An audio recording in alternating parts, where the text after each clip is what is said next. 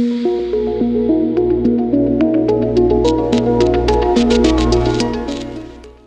I think one of the biggest parts about Philippines is that when venture capital was cheap, pre-2022, I guess, the Philippines didn't get a lot of attention. But now that the market has corrected itself, now that everyone's trying to build proper businesses as opposed to just giving away VC money, Philippines presents itself as a, hey, here's a market that people are very rational, they're very value driven, they're very interested to talk to businesses, people who are able to solve real problems, and they're willing to pay for it. So I think that's a very good trait that the Philippines still has. Yeah, so I think one of the two big challenges that we continue to see here in the Philippines is, I think there's still a fair bit of bureaucracy to go through. The other thing is that I think finding good talent is also a challenge. And I think that's also because the BPO wave has kind of like been really rising in these last 2 years, right? So, and because of COVID, now everyone wants to do hybrid work, everyone wants to meet people, and like that's just the reality of the market right now. Everyone is looking for comfortable work.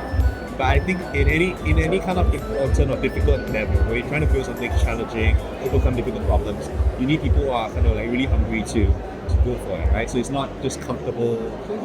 Let's find people who are hungry to work together and really solve problems. So I think that's something that's quite a challenge for us to find. How do we find talent that is not just say, I want to come to the job, but we're in it to build a great team that's hungry to solve great problems. So I think the Filipino market is very big. And this is an industry that's been around for a long time.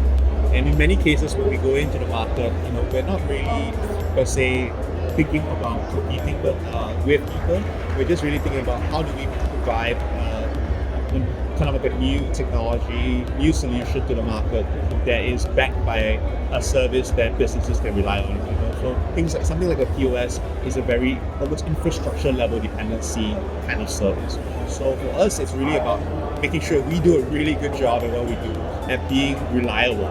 I think just being reliable is a huge advantage already in many cases, because I think for traditionally a lot of technology companies or POS companies, they don't necessarily have that same level of reliability. But now that the more we use it, the more we depend on it, it's no longer just keying in transactions, it's CRM, it's loyalty, it's understanding our customers better. All these different things have a higher level of dependency than they used to have. And so I think the focus on reliability and quality is something that's what we pride ourselves on. Yeah, I'm not sure you've heard of Korean chicken. So they started out with us one store, and now they got many stores across the region. And I think that's something that's a very exciting kind of story for us. Every time we are able to support an entrepreneur to go from just a passion project into a thriving business, it always makes us smile a little bit, right? Because this is the ethos, the core of what StoreHub is about. We want to support passionate entrepreneurs with dreams, with hopes and visions, and turn that into something that's a reality, not by working on things that are not the core of their project, right?